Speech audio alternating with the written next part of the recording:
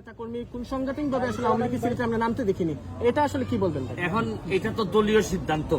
ধরেন আমি নিজেও যে আসছি, আমি তো আওয়ামী লীগের লোক হিসেবে আলাদা আসছি। আপনি যেটা বলতেছেন দলগতভাবে, সরকার যেহেতু আছে, সরকারের এখানে সরকার তো সেন্ট্রালি থাকে। ধরেন এখানে আমার মনে হয় যে স্থানীয় নেতৃবৃন্দ যারা এখানের স্থানীয় নেতৃবৃন্দ, তারাই এই প্রবলেমটাকে সামনে তুলে ধরতে হবে ভালোভাবে, ব্যাপকভাবে, যে ওনারা কি পরিমাণে এফেক্টেড হয়েছেন।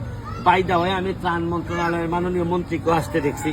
আমার একটা বিশ্বাস যে এখানে স্থানীয় নেতৃবৃন্দ, যার যে জায়গাটা উপজেলা যেটা এফেক্টেড হয়েছে, এইটা যদি আপনি ভালো করে তুলে ধরতে পারেন, জননেত্রী শেখ হাসিনা, আমার পুরা বিশ্বাস উনাকে তুলে ধরলে উনি কোনো না কোনো একটা সমাধান বের করে দিবেন, মানুষের জন্য রিলিফ হবে।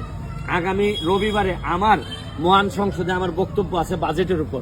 আমি এই বাজেটের উপর বক্তৃতাতেও যদিও আমার জেলাটা একেবারে সাইডে পড়ছে হবিগঞ্জে, তারপরও সিলেট সুনামগঞ্জের পক্ষে আমি কথা বলবো এবং নির্বিঘ্নে কথা বলবো এবং প্রেসার দিয়ে কথা বলবো যে এইটা এইভাবে চলতে পারে না।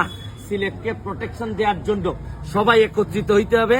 এখন সিলেটের ব্যাপারে কোনো আওয়ামী লীগ, বিএনপি, জাতীয় পার্টি শোনা যাবে না, শোনা উচিত হবে না।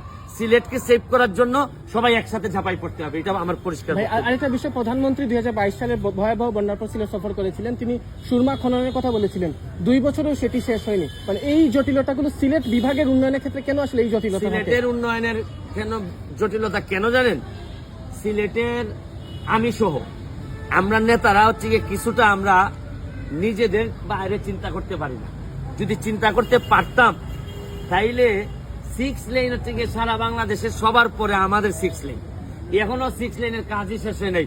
আমরা এর মধ্যে 2-3 জন অর্থমন্ত্রী পাইছি, আমাদের অর্থমন্ত্রীর মাধ্যমে টাকা ছাড় হয়েছে সব লেনের, কিন্তু সব জায়গায় হয়েছে, কিন্তু আমার এলাকায় 6 লেন হয় নাই। আপনাদের মনে আছে কিনা, কিছুদিন আগে বলছিলাম আমাদের এলাকার নেতারা যখন মন্ত্রী হন তখন দেখা যায় শ্বশুর বাড়ি সিলেটের বাইরে থাকে, যার কারণে শ্বশুর বাড়ির উন্নয়ন করতে করতে আর সিলেটের কথা অত মনে থাকে না।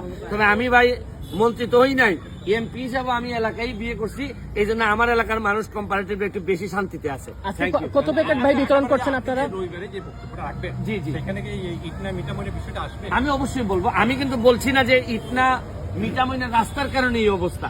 একটা পোর্শন মানুষ মনে করতেছে যে এটার একটা কারণ হইতে পারে।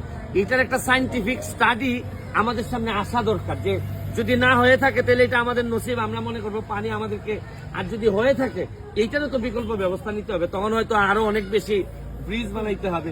কি করা লাগবে এটা রাষ্ট্র বা সরকার। Thank you. আমরা